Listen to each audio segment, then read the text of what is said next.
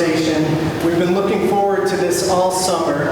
As you may know, tonight's event is one of a number of events that we've held in the last few months in conjunction with the exhibit in the next gallery, retrospective of the career of photographer Donna Ann McAdams. Donna lives in Sandgate, Vermont. She has worked as an artist and activist and blender of those two things for decades, and very much of the work that she's done over the years has been LGBTQ activism, among many other pursuits and interests and issues that she's delved into, all of which have given our museum an opportunity this summer to create events like this one that really use the artwork as a launching point for diving into an interesting issue and bringing people together to share perspectives and increase awareness and learn from one another and learn more about each other. And that's really, we just love doing that. I mean, it's also nice just to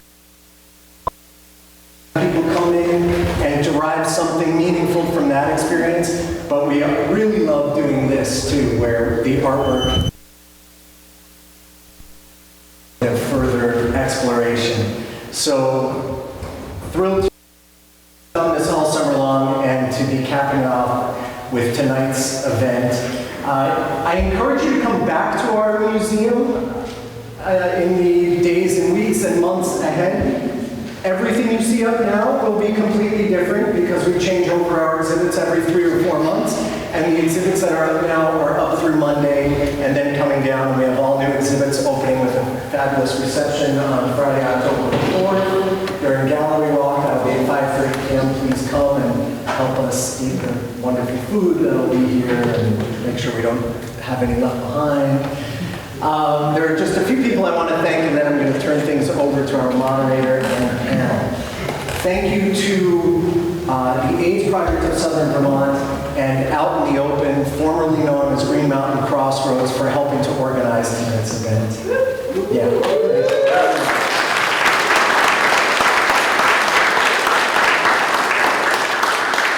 Really a pleasure and an honor to work with them on all of this. And thank you to Sarah Freeman, the exhibitions manager here at the museum.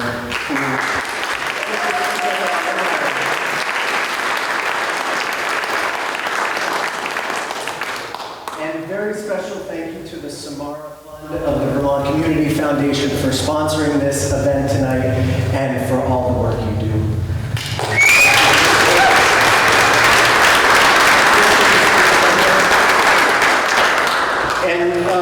So with no further ado, I think I turn it over to Sonia, the moderator of tonight's discussion. Thank you very much. Thank you, Danny. Thank you, Museum, for hosting us. My name is Sonia Silber, and I am your esteemed moderator for the evening, and I'm really excited to be here and to hear stories from this fantastic panel, as well as from some of you. So we're going to have them all introduce each other. And we'll start here at the end with John. Oh, good. Can everyone hear me? Because, tonight I hit the jackpot. I get to introduce Bill Limber, who is an actual hero of mine and of many of us here in Vermont. And so, it's fantastic that he could come down. Now, my other big hero I moved here in 1974 and lived in a farmhouse in Guilford, still do, and there was this young man who moved in with us. I don't even know how he ended up there, but he just moved in. He was a local kid, and his name was Ronnie Squires. Hey. And he was just this young, whatever, energy guy who did lots of things. Made cakes and apple pies and did all this wonderful stuff. But he was into politics too, and happened to be gay. And so, how exciting, he was very much involved in the Democratic Party. This is in the early 70s, so an out gay man was pretty wild to be involved in Democratic politics. it wasn't as nice as it is today. But anyway, Ronnie became the first state legislature, out gay man state legislature, right? And he went on, he only was there for 2 years, but he went on to make Vermont the 4th state to pass an anti-discrimination law in the country. So,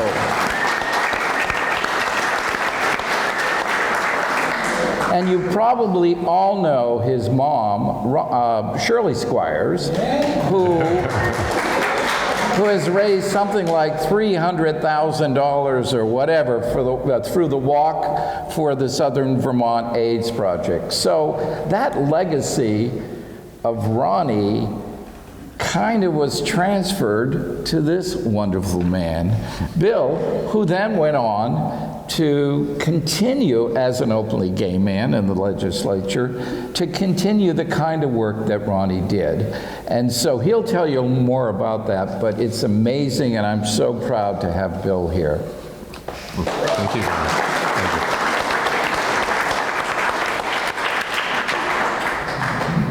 Well, I'm excited to introduce Kate German.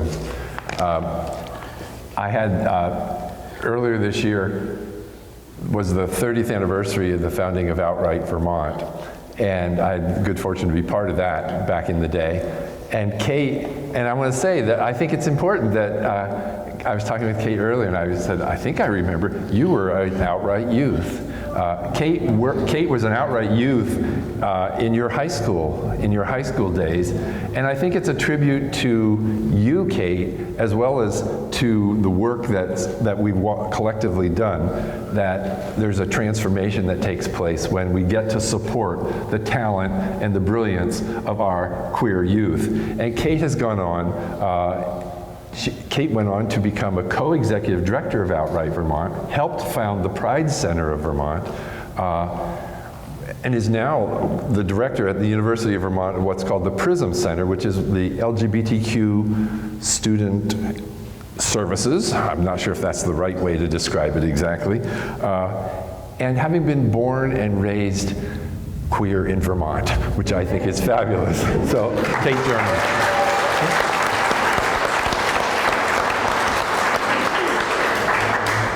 I have the pleasure of introducing Lucy Webb, who I just met this evening, and I wish we had much more time to catch up before we jumped right into this panel. Lucy is the president of the board of directors of Out in the Open, a therapist, an amazing and I hope not thankless job, but if you've served on a board, you know that is a tremendous gift. A therapist who works in community mental health, Lucy has been an activist for 30 years.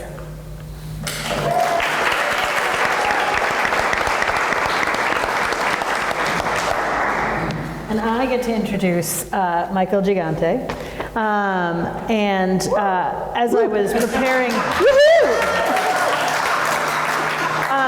as I have come onto this panel, everyone I talked to said, "Oh, do you know Michael? Oh, you've got to know Michael. Michael's great."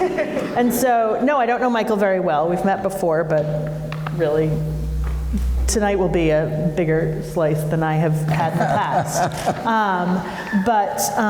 Michael is also a therapist and an AIDS and gay rights activist through the 80s, now living in New Hampshire and then later in Vermont. He became active in the gay rights movement as clients, friends, and lovers began dying by the dozens. From what we were calling then the gay plague or the gay cancer, while our government under 2 presidential administrations sat back and did nothing. He was co-founder of the then called Brattleboro AIDS Project, now AIDS Project of Southern Vermont, co-founder of Southern Vermont chapter of ACT UP.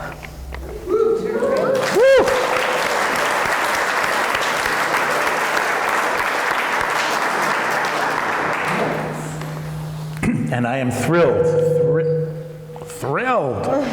to introduce John Scagliotti. I've known John for about 30 years. He has won more awards. You know, the gods have come down from Mount Olympus to give this guy awards. Before Stonewall, after Stonewall, before homosexuals. They'll probably be after homosexuals. I don't know. He's got in mind now, but he's been producing and directing and starring in these movies. The latest one, he's a star in it. It's great. The name of it escapes me. What is it? Before homosexuals. Oh, yeah. I'm a star because I was alive back then. Yeah, right. Yeah, you guys, wait till you have a 70-year-old brain. You're not going to remember so well. 70? Gladys, I didn't think you was a day over 35. I hear that all the time, but I am 70. And so I'm just so happy that John was on this panel, and I'm really happy to have the opportunity to introduce him. Thank you.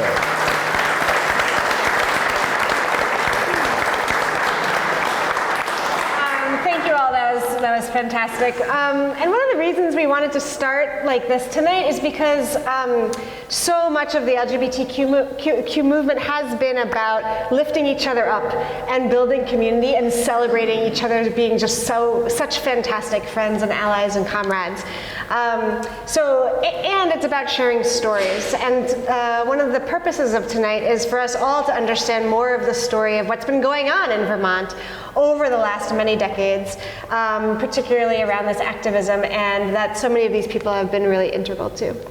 So we're going to start with kind of giving each of them a sec to talk, and then we'll have a little bit of conversation up here, and then we're going to give you all in the crowd a bit of a chance to share some of your own stories, because we know a lot of you come with a lot of lived experience of this as well, and we'll be able to share some of them with a larger group at the end. So we're going to just start off by, we'll start with Michael this time and go that way, just for you to talk for a little bit about how you were drawn into LGBTQ liberation work and what has it meant for your life? Okay, thank you. I was lying on a beach with 1,000 gay naked men outside of San Francisco, and in July of 1981, and somebody brought a copy of the San Francisco Chronicle, and on page 8 in the San Francisco Chronicle there was this little article that said gay men were dying in Los Angeles and in New York from some weird disease that they didn't know what it was. And it was just this, that was basically it. That was basically the article. Page 8, gay men dying, and it wasn't getting more coverage. So, you know, this news spread across the beach, and it wasn't alarming enough for men to start putting on their clothes.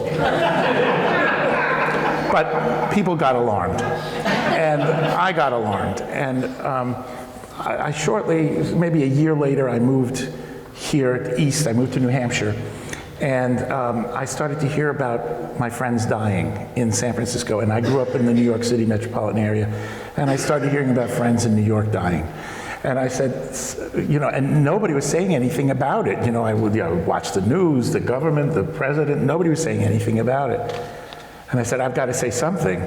So I started to study up on it, and then I started to teach. I went to hospitals, I went to mental health clinics, I went to community centers, and I started to teach. There's a wave coming, I said, and we have to be prepared for this. And so I was rallying these organizations to be prepared for this wave. And then still, nothing was happening. The government wasn't doing anything. President Ronald Reagan was president at the time. He didn't even mention AIDS until 1986, which was 5 years later, because his friend Rock Hudson died of AIDS. That was the only reason why he mentioned it, and that was just a little mention. And then the next president, George Bush, when they asked him, what are you going to do about AIDS? He said, change your behavior. That was his answer to the AIDS crisis. So I also realized that the reason why AIDS was not, I mean, if it was like Legionnaire's disease had just hit a few years before and there was, you know, they found a cure in 35 hours or something like that. The reason why AIDS was not getting that kind of attention was because it was hitting primarily gay men. And so I knew that it was about the discrimination against the gay community that it was getting no attention. And so I became a gay activist too. And I started to work for freedom of the gay people in New Hampshire at the time. And the difference between the two states, you know, people in Vermont were clearing the way for a gay, lesbian equality law, and in New Hampshire, they had outlawed the gay men or gay people from adopting children. So I immediately went and filled out an application to adopt a kid. I don't want a kid. But I had to say something. I had to do something about this. So I applied to become a foster parent. If I had gotten it, I was denied because I was gay. If I had gotten it, I don't know what I would have done. The kid would have been fabulous. What? The kid would have been fabulous. Oh, thank you. So I became very active, and then I got involved with the Brattleboro AIDS Project at the time, the Brattleboro AIDS Project. And I continued working, and I worked with people in the Vermont Freedom to Marry Task Force. Barry is sitting here. We went around various places and spoke about it. And, you know, my shtick at that time was, I don't think anybody should get married. I think marriage is a crazy institution. It's, you know, why get married? But if some people can get married, all people should get married. And that was the tack that I took on the panels. I guess that's enough about me. Anyway, just how it's informed my life. Oh, too much? Great, do it. It's 30 seconds. I mean, this has been my life's work, is the gay, GLBT, LGBT, all those letters. And AIDS activism has been my life's work. And so, never stop. And thank you.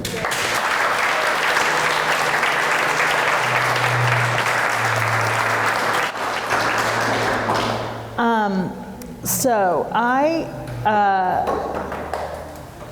was out for a walk a week ago today with some friends, and one of my friends, you all know her, Mel Mattel, mentioned that she thinks of the divide in there are many I think, but a divide in generations in queer community as being those of us who were or were not adults for the AIDS crisis.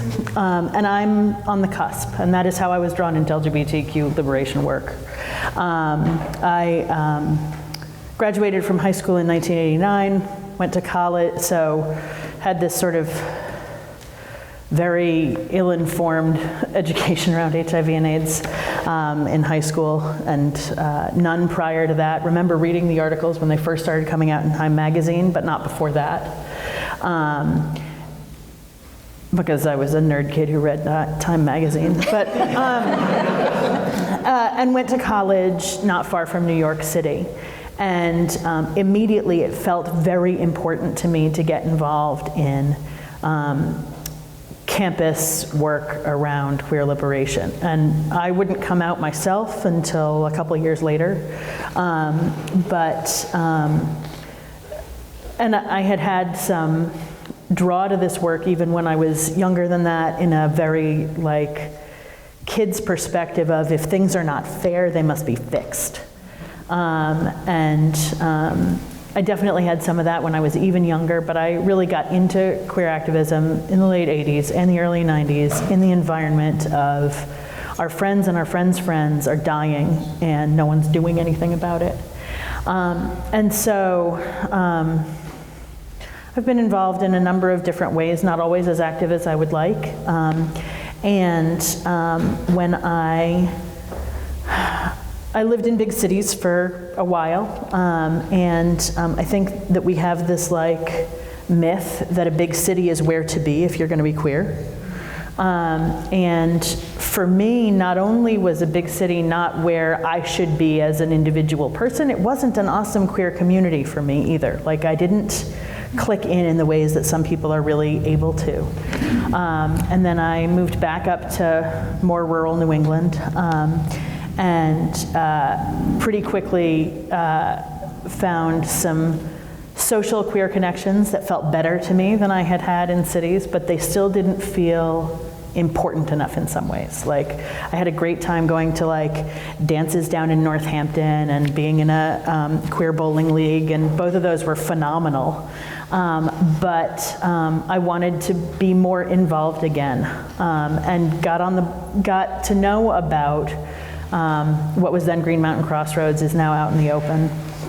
And so what it has meant to me recently, I mean, as I'm, what it meant to me both when I was young, actually, and now that I am middle-aged, is a community of people who care about the same things that I do. And that's the everyday level that it's important. That's the everyday. What it means is I have people who I can just talk to with shared language and shared perspective and shared understanding that this is important.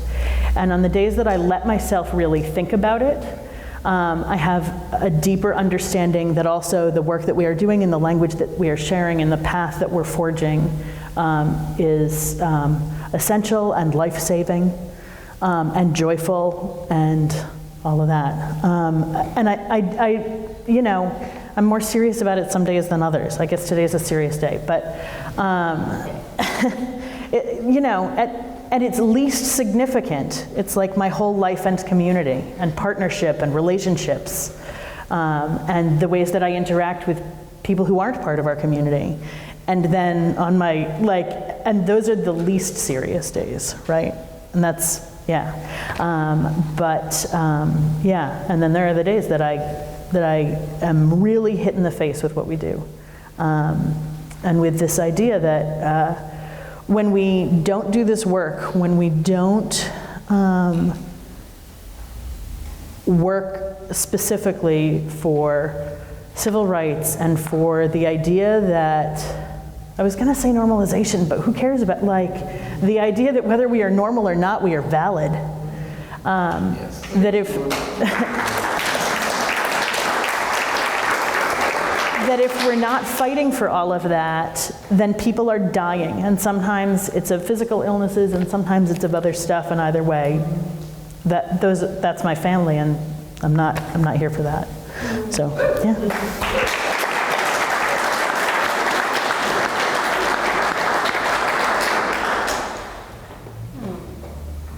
So when I first got this question and I thought about where does it start, and is it cliche to start with coming out? Yes, and I think it's still true. So I was born and raised in Vermont, and I came out in high school when I was about 14 or 15, and that was in 94-ish. So the high school that I came out into was a really hostile place to be an openly queer kid. I was the only one, and the only one out and visible in that way at that time, although certainly folks were visibly queer and punished for it in other ways, but not able to be out about it.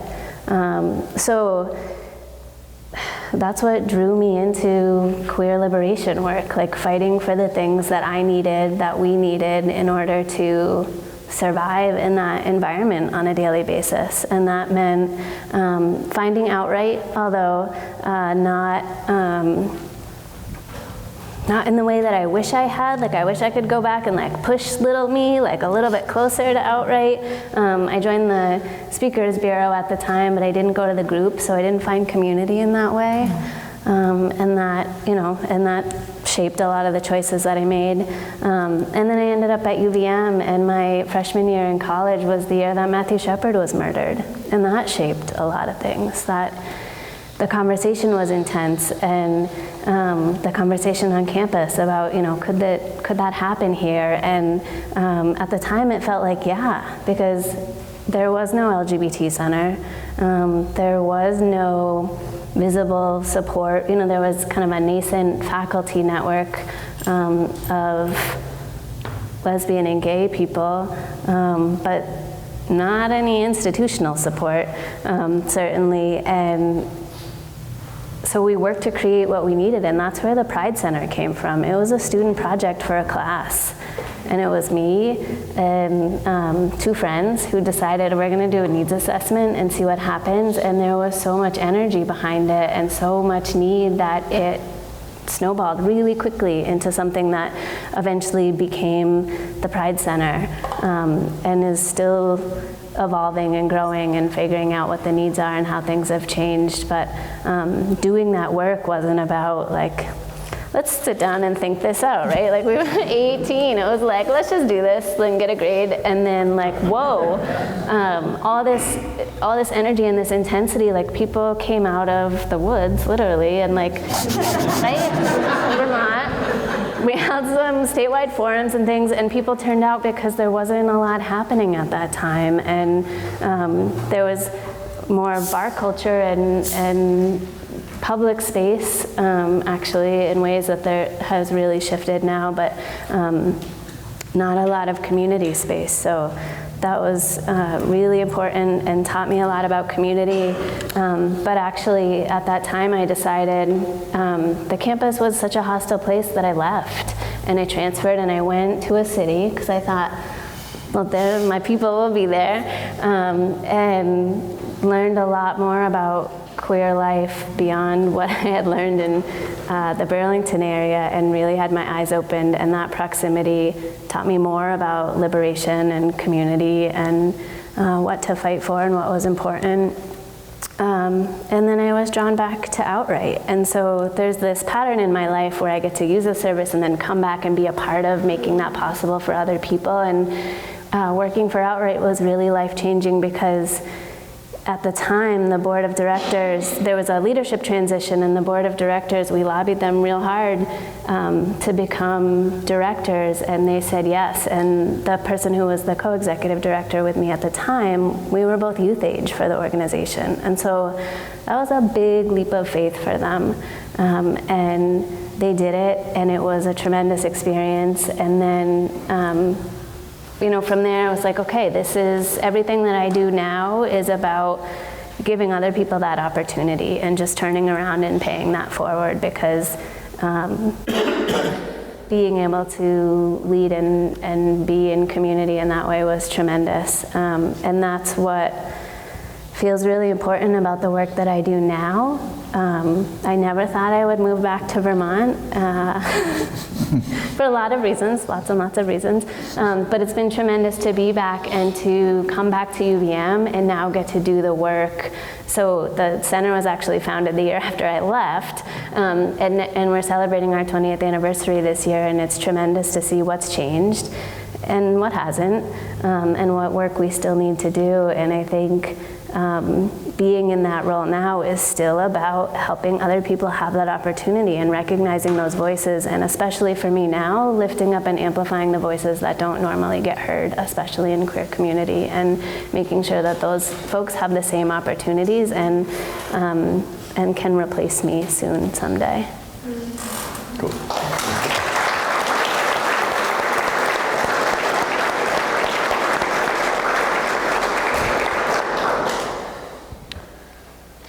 Well, we were given this question as a prompt, and what immediately came to my mind was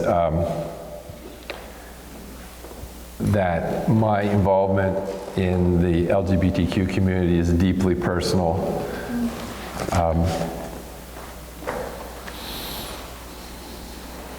I spent my youth and too much of my adult life feeling so bad about myself that I really didn't want to live. And I was so ashamed of feeling that bad about myself that I couldn't actually talk to people about that. And I've come to understand that I'm not alone in that experience. That the level of shame that sits on top of feeling suicidal, the shame that sits on top of the oppression, is so vicious and so real in so many of our lives that I held that closely as a secret for decades. And I was working in the mental health field. I eventually came to work in the mental health field. I realized that in retrospect, I was clinically depressed during college. I barely made it out. I'm now on the board of directors, or the board of trustees for the Vermont State Colleges, and people talk about the importance of students making it through in time in 4 years, and I'm like, I took the 5-year plan, and believe me, 5 years was a good work. It was hard to get through. So my commitment to changing the world for LGBTQ people is I want deeply to save the lives that I knew were lost. And I want to thank you, Michael, and others for talking about those we've lost to AIDS. I thought about this, and I wanted to say, you know, it's important for us to hold in our hearts and our minds. We've lost so much talent. We've lost so much potential, both through the tragedy and the epidemic of AIDS. We've lost so many people through the suicide, and it's hard to talk about, but we've lost too many of our community through the suicide of youth and the suicides of adults, and the traumas that we live with daily. I just read something the other day and it just hit me, and it's like, I mean, I've been doing this work for 40, 45, 50 years, and it just hit me anew when someone said, there is no LGBTQ person who hasn't lived a life of trauma. Growing up in a society that has the level of oppression that we've had to survive, whether you're young or whether you're old, different specifics of it, but we've been traumatized, and we are survivors of trauma. And so my commitment became, in my lifetime, I want to end homophobia. I want to end it, and I'm going to do it here in Vermont, and I'm not going to leave somewhere else. I'm not going to go somewhere else because it's attractive or someone wants to offer me a job somewhere else. I'm going to put my roots down here, and I have a long list of things to change, and I'm going to keep working at it. And that's been my life's work. I've worked as the director of a community mental health center. I've done other things, but in the midst of everything, my core has been, I am going to change the world for LGBTQ people because we are fabulous, we are good, we are an essential resource in the world, and we deserve that, and we deserve to be treated like that. And so when I came to the legislature, Ron Squires was my hero. I was there, and I was the only openly gay person, only openly gay legislator. And when marriage equality came, I mean, we dealt with adoption, we dealt with other things, but when marriage equality came along, marriage wasn't my thing, but my thing was, this is going to be, I can see right now, this is going to be the biggest homophobic attack perhaps in my lifetime, and I'll be damned if they're going to win. I'm going to put everything I have behind that fight, and we are going to prevail. And it became another chapter in my life as a legislator, and a long list of other things, eventually culminating in full marriage equality. But also, we forget that we had to fight to get gender identity non-discrimination in 2007. It was vetoed in 2006. We kept at it. The trans community organized, and I had the honor of leading the fight for that as well. And it kind of got lost in the midst of some of all the commitment to marriage equality, but that was incredibly important and changed people's lives as well. Getting clean birth certificates, so trans people born in Vermont could get clean birth certificates. I mean, I had a list. I always had a list of things. Okay, we're done with this, now we're going to go for that, then we're going to go for that. And you have to be strategic and figure out how to keep moving forward. So it's deeply personal for me, because I don't feel that way anymore. I want to live several more lifetimes. I love my life. I have a 30-year relationship with my partner, Enrique Pareto, who's here tonight. It's not always easy, but we keep fighting for it. Well, truthfully, it's important to say, we keep fighting for our relationship and our caring for each other, and we deserve that. And it's important whether you choose marriage or don't choose marriage, which we happen to.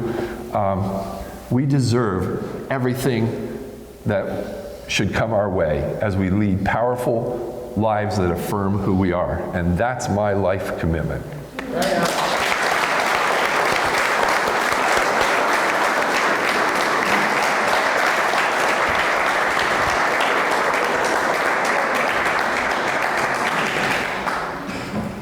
That was pretty amazing. Hard to follow. No. I was a kid when Stonewall happened in college, and I was sort of part of the counterculture and that whole world, and so it never really meant that much to me to be gay. I lived in a bubble, I lived in a commune, people sort of accepted me for whatever. And so I just sort of kind of flowed with it. But what I was looking for was sex. You know, it was hard to find gay sex. So I joined Gay Liberation Front. I somehow ended up in Boston. I was in the anti-war movement, ended up in Boston, and there was this great cruising place called the Fenway, the Fens. So I would go down there as a very young guy, and because I like older guys, and I would go there around, you know, when people got out of work, and all of a sudden the most beautiful man I'd ever seen started walking in, and I immediately followed him, and we started whatever, and then all of a sudden he grabbed me by the arms, and because I was sort of down, he grabbed me by the arms and lifted me up and said, "Cops!" And I said, "Oh my God, cops." Never occurred to me there could be cops. And so we went running out of the Fens. Now the Fens is not very big. It might be as big as maybe this room. And so we were running through the Victory Gardens. I don't know if you know Boston, the Victory Gardens, and we ended up by the curbside, and we turned around, and there were like 75 people coming out of the bushes. It was like amazing. Like you couldn't even know that they would have been there. That was how well it was organized. And so this man says to me, because you never talk when you're there, and I had been going for a while, I never talked. And so this man turns to me, and he's laughing, and I'm laughing at all these people running out of the Fens, and he says, "Do you want a cup of coffee?" And I say, "Sure." And because it was like amazing that somebody would talk to me, we went out and had coffee, and we stayed together for 24 years at that point. By doing that one little thing that Sonia sort of mentioned, that moment of connecting and showing, having that humanness between us was so important. So we bought this house in Guilford in 1974. We were a little nervous because we had been spending our time in, urban areas where, we did the Lavender Hour, which was a gay radio show on the radio station we worked for in Boston. And it was just like a lot of fun, having a good time. And we started getting these letters from kids who were listening to the Lavender Hour, 16, 15, saying, that they had to sneak upstairs and put their earphones on and listen to the program, and they just wanted to thank us and stuff like that. And I thought, my God, there's something really going on out there that's kind of scary. It never occurred to me just how much fear there was, because I was in great denial of it. So when I moved here, I started feeling the fear. And I said to Andy, I said, well, I don't feel real safe living and doing things here. And he said, we'll put our names on the checkbooks and we'll buy our way through. So we started doing that. We, paid the plumber, paid the electrician, paid everybody, and there was our name, Andy Kopkine and John Scagliotti, on the check. And everybody smiled and took the check, and it was a really great way to start getting to know the community. And then we started giving money to like nonprofits in town. And there was one called the Guilford Historical Society, I think, with Grace Schulman?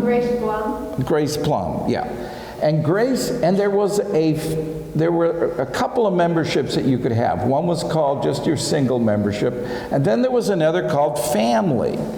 So I checked the family.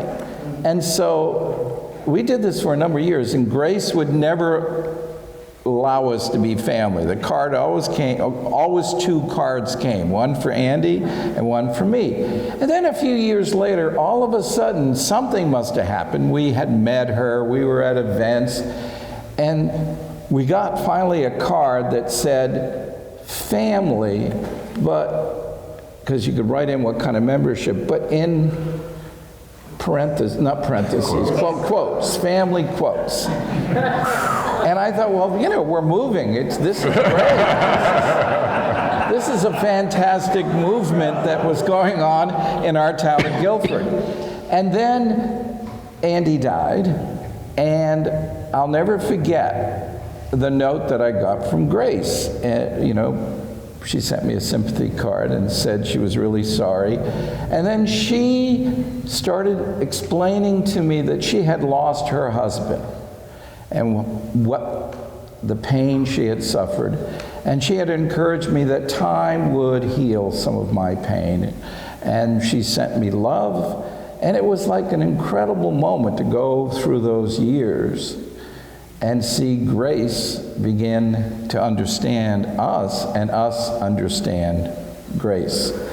And so that, I think, has been the real experience of gay people living in this kind of community where we can't live in a bubble, where we can't just live in Greenwich Village and just be surrounded by gay people, but we really need to survive and participate and get to know our neighbors. And it is through that knowledge, I think, that allowed us to get things like the civil union, to do these things, these town halls that we did, and all these things began to be our neighbors and began to be our extended families.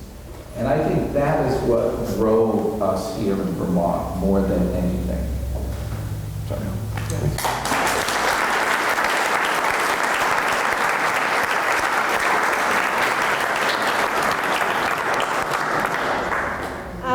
Thank you all for sharing really personal and impactful stories.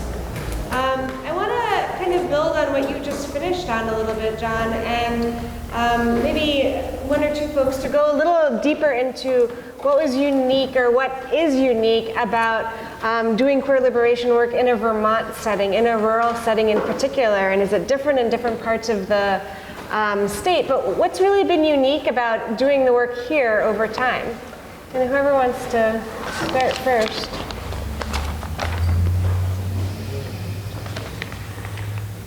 Bill, why don't you go? You're taking breaths. I'll say a few things and pick up on what John said.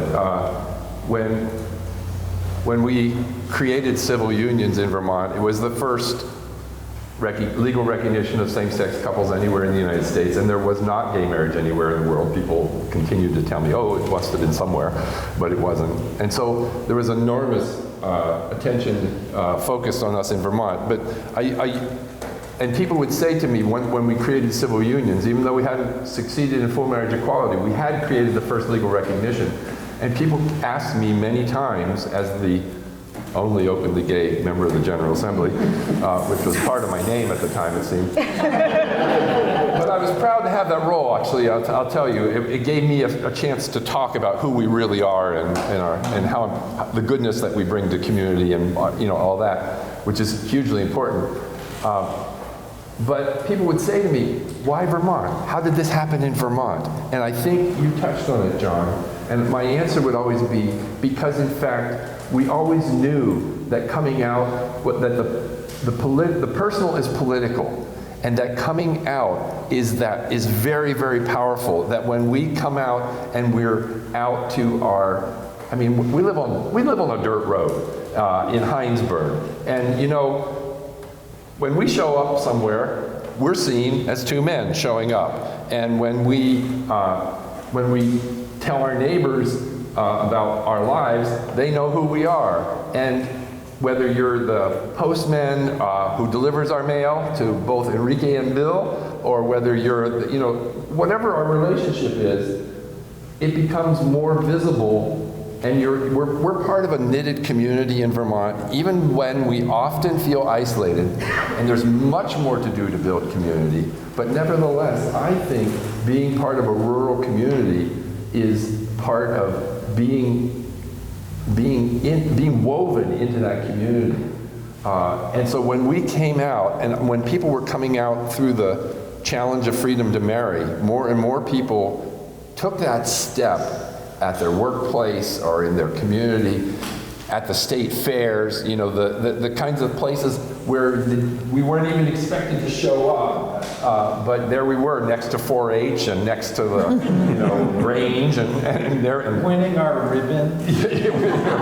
yeah. So I think that's part of what's different about being rural versus being in a city. I'll tell you, when I came out, because I was depressed in college, and I finally got encouraged to go see a counselor, and this was probably 1970. It was like right around Stonewall, but I went to see a counselor, and I can remember he said, and I was in Indiana at the time, and he said, my best advice is you need to move to a city. Mm-hmm. I grew up in a town of like 300 or 400 people.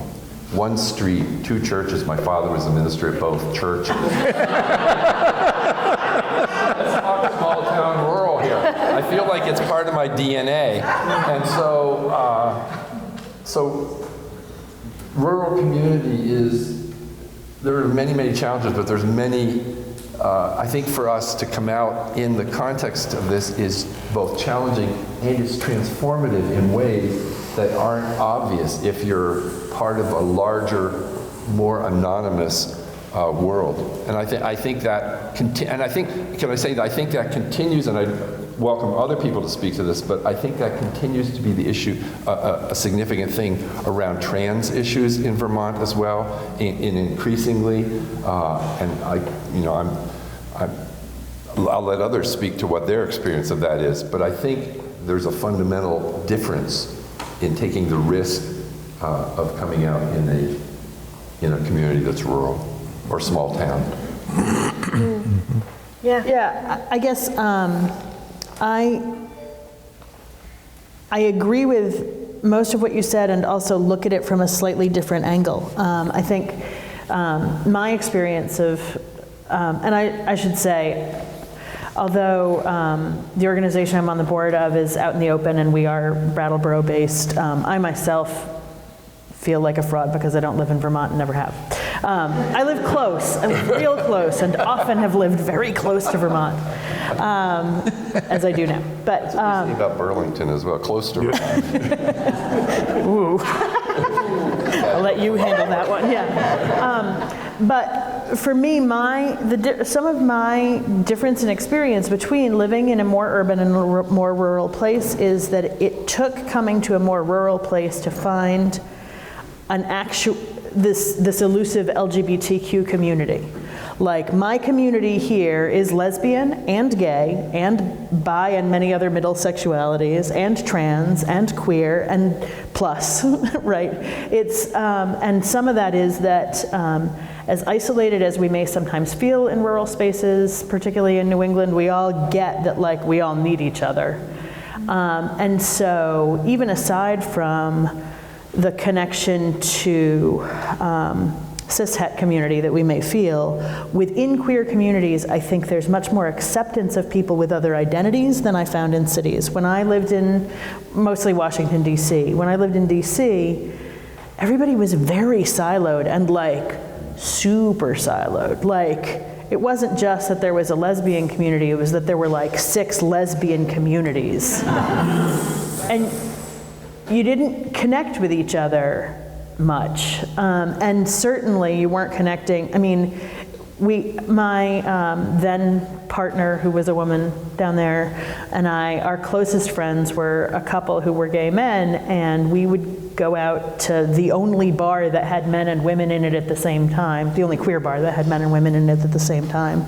And still people would like look at us funny for being together, like their gay male friends would sort of react to our presence in that space. And my experience of doing this work in a rural space is that it is much easier to get to know people of other identities and therefore to actually incorporate their agendas as my agenda. Like, that it's not as much, and therefore, for example, where in some national movements we see the centering of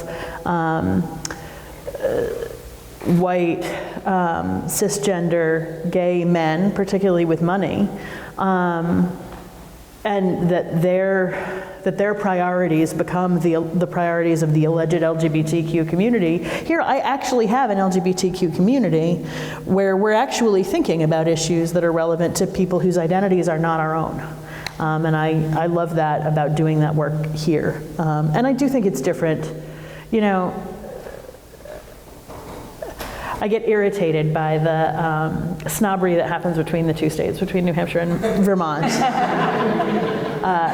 And also, I do think there are differences. I mean, like, you know, part of, yeah, I do think there are differences, and I do think there is something about Vermont that is a little more, we're all in this together. And New Hampshire is still great, and that's why I live there. But like, I do think that there is more of that sense here, yeah. I was thinking about that push-pull between visibility and invisibility as well. Like, you can be hyper-visible here in a way that doesn't always feel great, and invisible at the same time. And sometimes it's hard to find community depending on where you are in the state. And there can be a lot of like, well, we don't have that here. And yet, like, I used to do this work for Outright where, you know, schools would call from any corner of the state and we'd drive out and talk to them about what was going on, and people would be like, oh, you're going to that town? Like, you know, it's a scary place for queer people out there. And I would get there and the community would be amazing. And like, there might have been a lot of Take Back Vermont signs on the way down or whatever, but they were ready to like take care of their own. And so it was constantly, even as a Vermonter, a really powerful reminder about not making assumptions about how rural people feel about queer people or where queer people are in a rural state, and ways that we can be in community together. But I also was thinking about critical mass, and I think that one thing that's really different here is like, if there's a protest or if something goes down and a response is needed, like you can't always be like, somebody else has got that, I don't have to go, because there's not enough of us. So like, you have to go, you know, like you have to be the one at the protest, you have to call your friends or whatever, put it on Facebook and like show up, because you can't be guaranteed that somebody else is gonna do that work for you.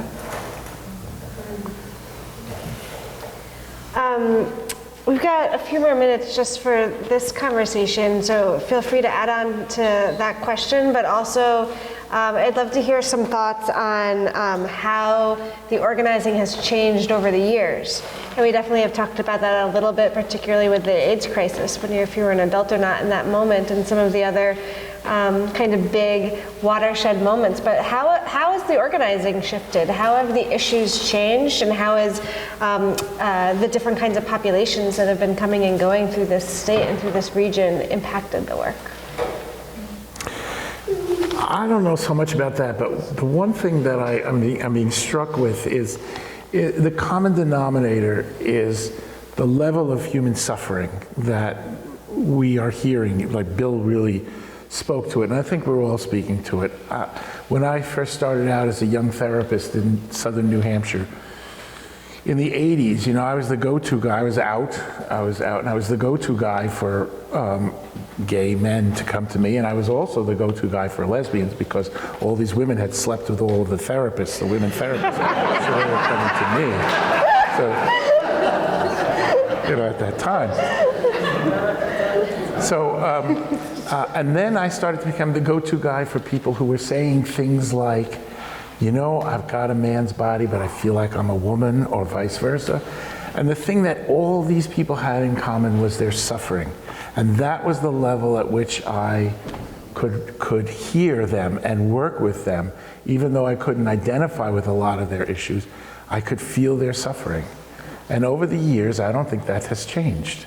I think people are still suffering. And I think we still need to respond to that. 19 trans women, mostly of color, this year so far that have been killed. Mm-hmm. Yeah. Yeah. In case some of you didn't hear that because she's not mic'd, there have been 18 trans women, mostly of color, who've been murdered this year. 19 sorry. Thank you, Brianna. John, we haven't heard from you in this round. Do you have something on either of those topics? Do you have something on either of the topics about how things have changed over the ages or the uniqueness of rural organizing? I think what Michael said is very, very true. I mean, there is this commonness among LGBT people, which has brought us together with an understanding of the human suffering. Now, one could say, and maybe I could be wrong here, that because of some of the victories that we have done and that we have participated in, some of that has begun to be less suffering.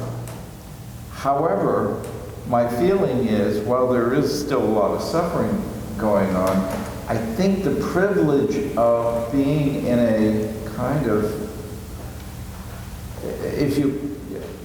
I'm very much involved with my films on an international arena and also national. And the concept of some of the things that we miss, especially with people of color and with transgender people of color, and now with immigrants who are arriving at our shores, who are mostly people, many of them people of color, who are isolated, and a lot of them come here. A lot of immigrants come because other family members are here, but a lot of the LGBT people who come here don't have family members. They're trying to escape situations where they want to be away from the family, because sometimes the family is one of the biggest parts of their oppression.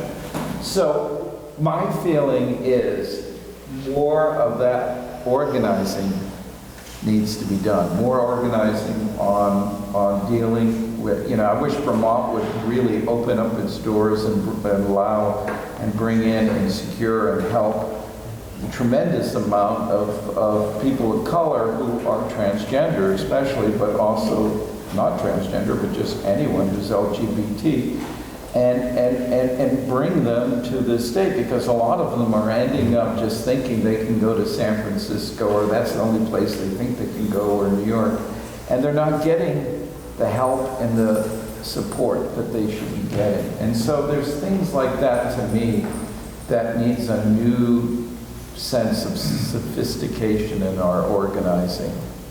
Good point. This is my theory. Good point. I'm wondering, just on this note of kind of things changing throughout the ages, Kate, if you could talk a little bit, not that you're going to speak for all the youth, but because you're the panelist who works directly with youth right now, of just kind of what are you thinking about the different issues and the different ways organizing in the state has changed over the generations? A student called me the first older queer person they had met the other day. So, I have arrived. Welcome. Which is also actually like something that hasn't changed, right? Like we were talking about this earlier, like we still need role models, and we need to see people who look like us and live like us and love like us out in the world, like living their life, whatever that is, and have models for that. And I think one of the things that has changed is recognition that folks who've been leading are not, in fact, representative of the folks who are coming up behind us. And so there needs to be more rapid change about who's on the mic and who's on the panel, and who gets those opportunities to lead, so that we can hear a larger diversity of voices. I think the other thing that's changed too in listening to students, we see students come together more in coalition and bring things to the attention of the administration or the larger campus community in coalition and in partnership kind of across issues, and I think that's really important. I think, I don't don't know that that's different. I think actually like the original movement for gay liberation was all of those issues and then really quickly fractured. And so I wonder if it's a return, and in some ways I find that really inspiring, because I think when there was coming out in the late 90s, like right past that outrage from HIV and AIDS, there was still that feeling, there was that passion, and I think we were on the cusp of a lot of things shifting, and then marriage came in, and however you feel about marriage individually, as a movement issue, it sucked all the air out of the room, and it really shifted priorities, and it really shifted where the money was going and who was getting it in some really damaging ways. And I feel like we got that, but we forgot that we needed a vision about some other things coming next. And so when I listen to students organize, like I'm listening for those pieces of like what's important to them now, because I don't think the folks that they're looking to for inspiration have really provided a very good model of like, well, we have a vision for you to come up into. Like, it's almost like we need to look backward and be like, well, you tell us what's next, because we forgot to have a vision that was going to come after marriage.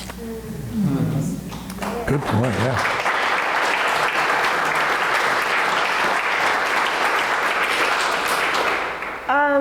So we wanted to let you all in the audience have a few minutes to talk to some of your neighbors.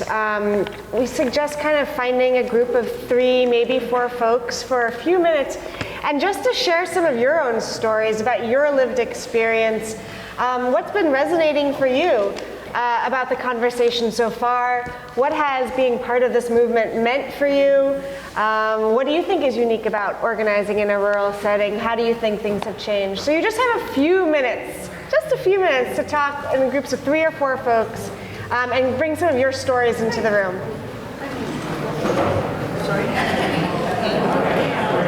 Right, are we still not? Great, we're just like way late. So,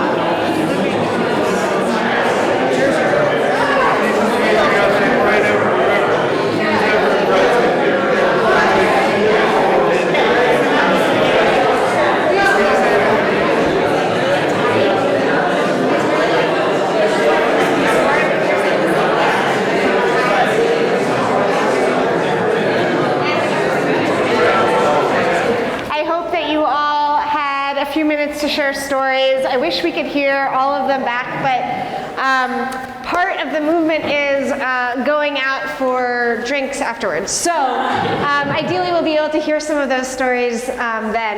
And we're going to just close with one final kind of thought from each of our panelists.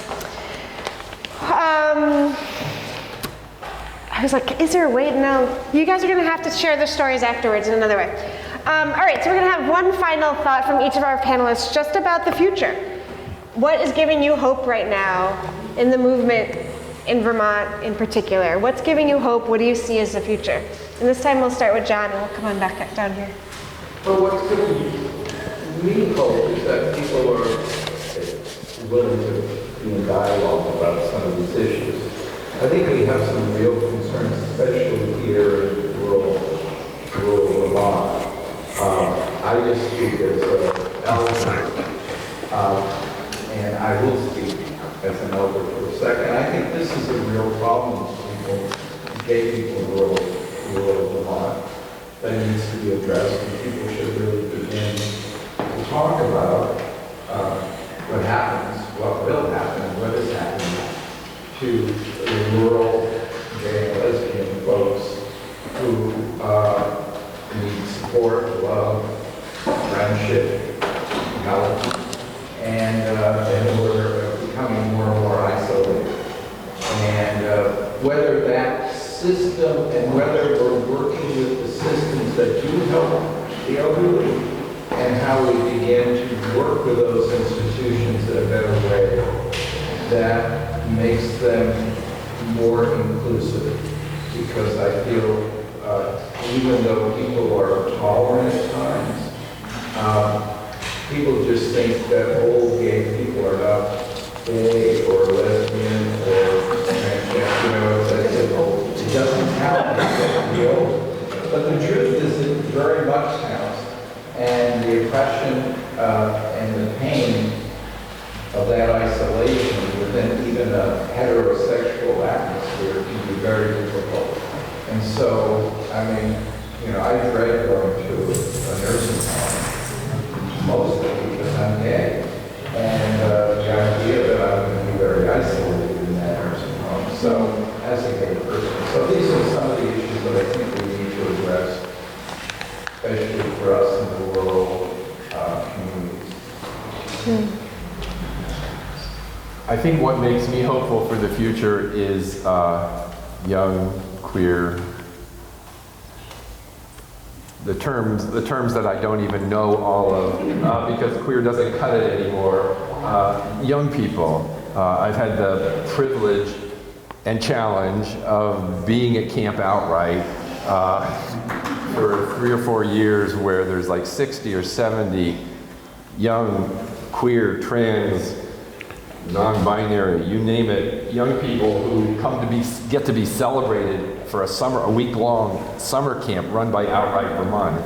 It's a fabulous experience and challenging for me of such a different generation. But what's hopeful to me is the vibrancy and the aliveness and the untapped excitement and resource that I think we can take some credit for having set in motion and set free by, I mean, I take some great satisfaction in having helped plant seeds and nurture the world so that they can challenge me with ways of living that I couldn't even have begun to think about.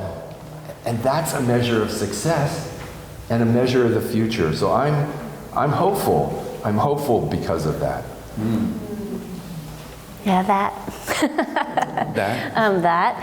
And I think it makes me hopeful to see things move out of Chittenden County and happen more around the state, and things that I couldn't have imagined even 10 or 15 years ago, to see the work that Out in the Open is doing, and just so many things that happen, and actually so many of the things that that I've learned about since being a part of the Samara committee, like things happening beyond our population centers, our cities, as small as some of them may be. Those things give me hope, because those things weren't possible even a short time ago. And actually, I probably would be remiss if I didn't say this, but being a part of something like Samara gives me hope, because there's this idea, so one idea that I'm really captivated with right now, by the author Adrienne Marie Brown from Emergent Strategy, is what you put your attention on grows. And I think being a part of Samara for me is one way to do that in practice and in principle, like put our attention on things that happen in parts of the state where people are saying, like, we feel like we're the only ones, like, help lift us up, help amplify these narratives, help us bring our community together. Being a part of making that happen gives me hope. All of what they said. And I think sort of related is points of connection give me hope. And in thinking about past and present of these movements, I think that's, for me, always what's so important, is connecting to community, connecting to ideas, connecting to people who are similar to and different from myself. I think all of that is has been not only like personally satisfying, but where the movement happens. And I think one of the things, we talked about this a little bit while you all were talking about the prompt, you know, it gets easier and easier to do that, to make those connections as we move forward. And not always for the better. Social media is a near perfect vehicle for bullying, but it also is a way that we can connect to people who are otherwise isolated, and in a way that we who are sometimes isolated can connect to other people. And I hope that that creates a movement that is more intersectional, more deliberate, more thoughtful, and yeah, that gives me hope. But in the same way that like being here physically in this room with all of you who are here for this, no one's showing up at this museum on a Friday night because they're not here for this. You know, like, thanks. And seeing that in the room is, yeah, another piece of that connection that gives me hope. Right. When I think of the young people like Ain and like Kate and like other people in this room and not in this room who are taking the baton, that gives me hope. Despite the statistic that Brianna brought up and the statistics that Richard talked about, I feel totally optimistic. And I know that there are horrible things going on, but on the global level, I feel totally optimistic. And I just want to quote Martin Luther King, who said, "The arc of history always bends towards justice."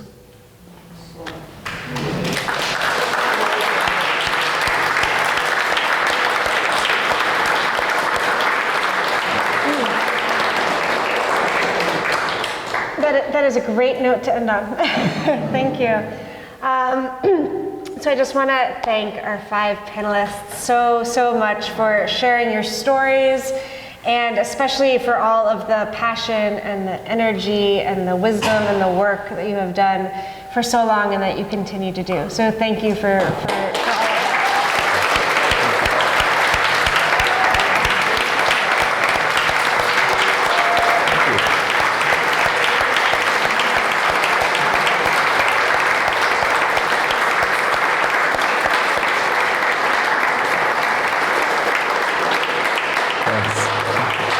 And thank all of you for coming. There's a few organizations that have been mentioned many times tonight and who are represented tonight, and if you can give them all of your money and all of your time and all of your contact information, you should do so at the table over there. And thank you to the museum, and have a fantastic night. Thank you.